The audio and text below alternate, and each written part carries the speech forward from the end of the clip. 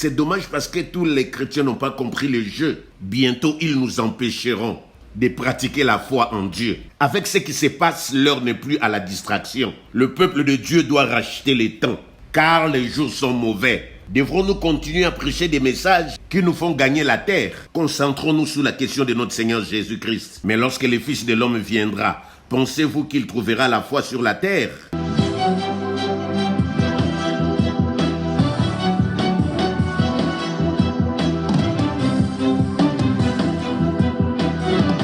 Dieu de gloire, Dieu de bonté, nous ne connaissons rien. Que le Saint-Esprit nous enseigne tes révélations. Au nom de Jésus. Amen. Nous allons parler de la conspiration. Luc 18, 8b. Mais quand le Fils de l'homme viendra, trouvera-t-il la foi sur la terre?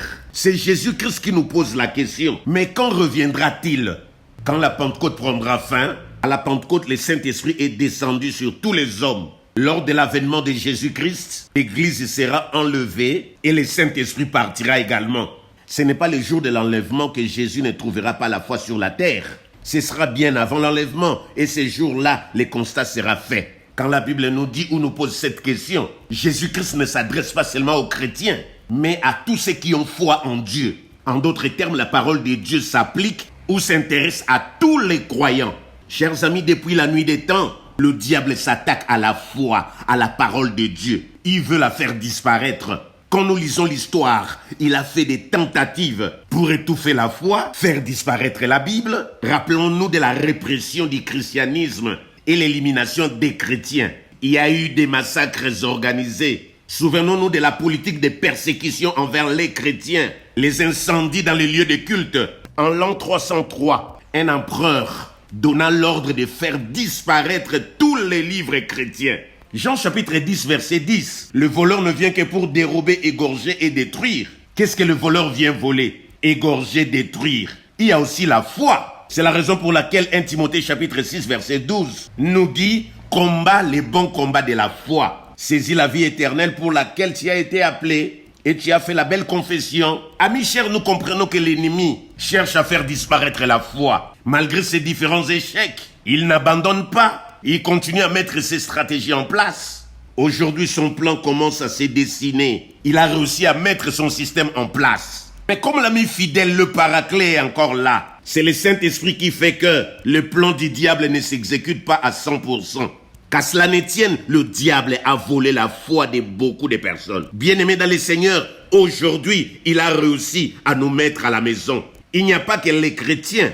Tous les croyants sont à la maison momentanément, au nom de la sécurité. 1 Thessaloniciens chapitre 5, verset 3. Quand les hommes diront paix et sécurité, alors une ruine soudaine les surprendra, comme les douleurs de l'enfantement surprenant la femme enceinte, et ils n'échapperont point. Bien-aimés, nous sommes restés à la maison longtemps au nom de la sécurité. C'est dommage parce que les chrétiens n'ont pas compris le jeu. Le diable nous a laissés à la maison pour nous voler la foi. Mais pourquoi n'avons-nous pas compris cette période de jeu? Parce qu'il nous a laissé une petite liberté de pratiquer la foi. Certes, nous étions à la maison, mais nous utilisons les téléphones pour partager la parole de Dieu. Nous recourons aux médias et aux réseaux sociaux, à la télévision, à la radio, à l'internet et aux différents appareils de communication pour soit poster les messages, communiquer avec les autres croyants. C'est alors que tout le monde pense que nous étions à la maison, que nous pouvions confesser la foi, partager la parole de Dieu. Les chrétiens n'ont pas compris les techniques, les stratégies, les tactiques de l'ennemi. Chers amis, le test a réussi à 100%. Sachez que demain, ils nous remettront encore à la maison et le plus longtemps possible. Et là, ils passeront à la vitesse supérieure.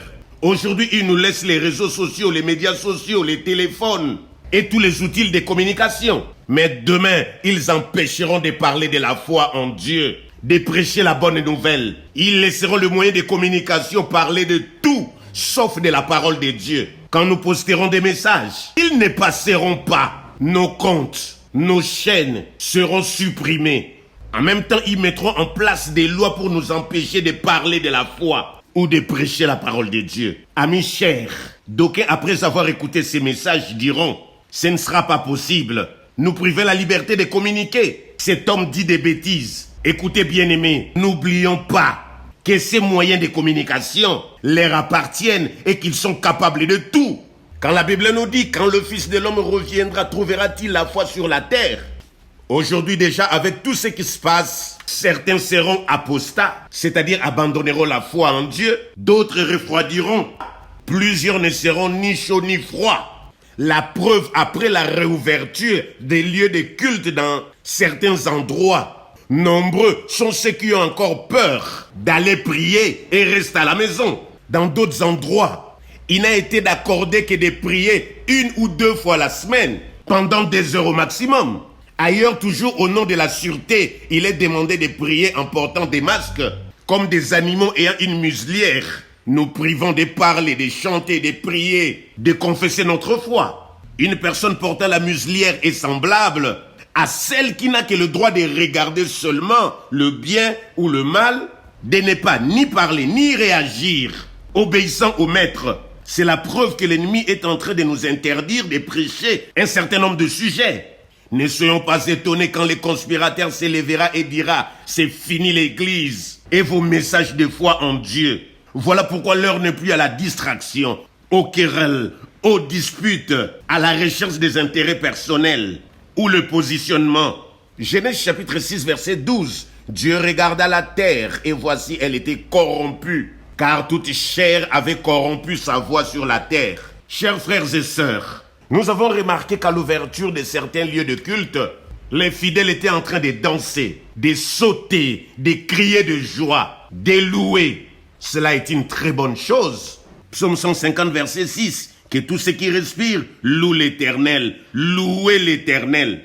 Amis chers, avons-nous un seul instant posé la question de savoir ce que l'ennemi est en train de préparer contre nous? Ou avons-nous simplement repris les activités comme si rien n'était? Matthieu 24, 37. Ce qui arriva du temps de Noé arrivera de même à l'avènement du Fils de l'homme. Car dans les jours qui précédèrent les déluges, les hommes mangeaient et buvaient, se mariaient et mariaient leurs enfants, jusqu'au jour où Noé rentrant dans l'arche. Et ils ne se doutèrent de rien jusqu'à ce que le déluge vint et les emportant tous. Il en sera de même à l'avènement du Fils de l'homme. Avec ce qui s'est passé, l'heure n'est plus à la distraction, au clientélisme, à la recherche du pouvoir. Quel message devrons-nous prêcher? Allons-nous continuer avec les prédications qui nous font hériter la terre? Éphésiens 5, 16. Rachetez le temps, car les jours sont mauvais. L'ennemi cherche à faire disparaître la foi pour que les gens se concentrent aux futilités, s'adonnent au plaisir charnel, adorent le faux Dieu, continuent à jouer, à suivre des films. Nous devons discerner les temps.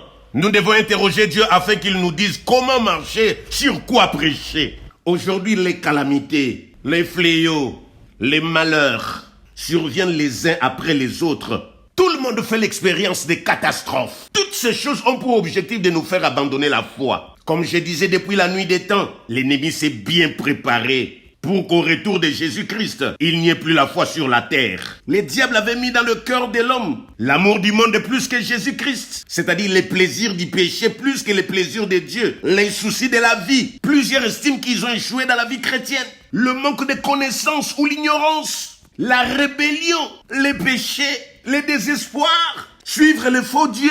2 Pierre 2, 15, 1 Timothée 4 à partir du verset 1. L'Esprit dit expressement que dans les derniers temps, quelques-uns abandonneront la foi pour s'attacher à des esprits séducteurs et à des doctrines des démons. Par l'hypocrisie des faux docteurs, portant la marque de la flétrissure dans leur propre conscience. Comme je disais tout à l'heure, devrions-nous continuer à prêcher des messages qui massent les cœurs des fidèles? Ce que nous appelons évangile attrayant, la bonne nouvelle gentille, agréable, ou réjouissant le cœur, quoique dans le péché. Bien-aimés dans le Seigneur, il est temps d'accentuer sur les messages de la recherche de la vie éternelle, du changement de cœur, du retour de Christ, de la repentance, de l'amour, de l'unité dans la diversité, de racheter le temps, des combats de la foi. Nous devons parler des valeurs chrétiennes, gagner les âmes pour le royaume de Dieu, la crainte de Dieu, l'humilité. Je ne suis pas le Saint-Esprit pour nous interdire de prêcher un certain nombre de messages. Mais nous devons accentuer, marteler, mettre en évidence les thèmes qui nous préparent à la rencontre de l'époux. Amis chers, n'oublions pas la question de Jésus-Christ. Mais lorsque le Fils de l'homme viendra, pensez-vous qu'il trouvera la foi sur la terre? Pour terminer, je vais dire ceci. Quand la Bible nous dit dans 1 Timothée chapitre 6, verset 12, « Combat les bons combats de la foi », la parole de Dieu a bien choisi ces mots. Elle pouvait dire « Combat les bons combats de l'amour », « Combat les bons combats de la paix », « Combat les bons combats de la prospérité », etc. Et donc combattre, il y a la notion des guerres, de la bataille, des hostilités, de la destruction contre la foi. Quand la Bible nous dit dans Jean chapitre 10, verset 10, « Le voleur ne vient que voler, égorger et détruire ». Entre autres, c'est aussi de la foi qu'il s'agit. C'est en cela que Jésus-Christ pose la question de savoir. Quand le Fils de l'homme viendra, trouvera-t-il la foi sur la terre? En ces temps de la fin, le message du retour de Christ, de l'amour de Dieu et de son prochain, de la repentance, de la sanctification, bref, la recherche du royaume des cieux et de sa justice. C'est ce message qui va nous garder individuellement quand les persécutions et les tribulations arriveront sous diverses formes. Très chers leaders, responsables, bien-aimés dans les Seigneurs, en cette période de réouverture des lieux de culte, nous devons commencer par faire une revue de troupes pour examiner qui parmi nous est blessé, qui s'est endormi dans sa foi, qui même, j'ai envie de dire, laissera la foi dans quelques années. Car l'ennemi a abattu un grand travail dans nos vies pour nous faire perdre la foi. La préoccupation de Christ de retrouver la foi lorsque le Fils de l'homme reviendra doit conduire chacun de nous à veiller sur sa foi et à la garder. Romains 14, 22a. Cette foi que tu as, garde-la pour toi devant Dieu. Que celui qui a des oreilles pour entendre, entende. Matthieu 13, verset 9. Amen. Bien-aimé, si tu n'as pas encore accepté Jésus-Christ comme Seigneur et Sauveur dans ta vie, tu vas me suivre dans cette courte prière. Seigneur Jésus-Christ, je t'ouvre mon cœur. Tu reviens bientôt pour prendre l'église. Longtemps j'étais loin de toi, mais aujourd'hui je te donne ma vie. Je t'accepte comme Seigneur et Sauveur personnel. Jean chapitre 17, verset 3. Or la vie éternelle, c'est qu'ils te connaissent, toi le seul vrai Dieu, et celui que tu as envoyé, Jésus-Christ. Sanctifie-moi par ta vérité. Père, je veux que là où tu es, que je sois aussi. Saint-Esprit de Dieu, j'ai besoin de toi. Conduis ma vie à jamais au nom de Jésus. Amen. Nous allons maintenant prier par rapport à la parole de Dieu. Seigneur Jésus-Christ, aide-moi à garder la foi. Quelques-uns l'ont perdu et ils ont fait naufrage par rapport à la foi. Cher Saint-Esprit de Dieu, donne-moi l'intelligence et la sagesse. Je ne vais pas vivre sans réfléchir. Je vais profiter du temps que le Seigneur me laisse. Les jours que nous vivons sont mauvais. Je renonce à la stupidité. Au nom de Jésus-Christ, enseigne-moi à comprendre la volonté de Dieu. Que je sois rempli du Saint-Esprit. Cher Saint-Esprit de Dieu, prépare mon cœur au retour de Jésus-Christ. Enseigne-moi la repentance, la crainte de Dieu, l'amour de Dieu et celui du prochain. Sanctifie-moi par ta vérité. Je refuse de m'affectionner aux choses de la terre. Permets-moi de m'affectionner toujours aux choses d'en haut, là où Jésus-Christ est assis au trône de gloire. Ô Dieu, apprends-moi à chercher la vie éternelle, à rechercher le royaume des cieux et sa justice. Au nom de Jésus, protège-moi du malin, que le bonheur et la grâce m'accompagnent tous les jours de ma vie. Ô Dieu, j'ai prié pour mes bien-aimés qui ne te connaissent pas encore. La gaine n'a pas été préparée pour l'homme. Tu dis dans Jean 10, verset 16, tu as encore d'autres brebis qui ne sont pas dans cette bergerie. Ramène tes brebis dans ta maison, qu'elles entendent ta voix. Tu es le seul berger et nous sommes les troupeaux de ton pâturage. Merci parce que tu changes les cœurs des incroyants.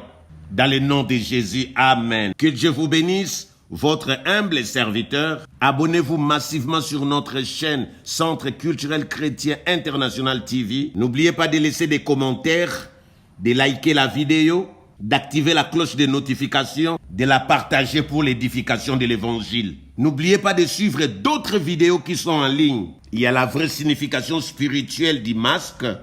Comment obtenir les miracles? Les malheurs atteignent souvent le juste. Venez à moi, vous tous qui êtes fatigués et chargés. Et tant d'autres. Vous pouvez écouter ces messages plusieurs fois. Là où vous n'avez pas compris, n'hésitez pas à revenir en arrière.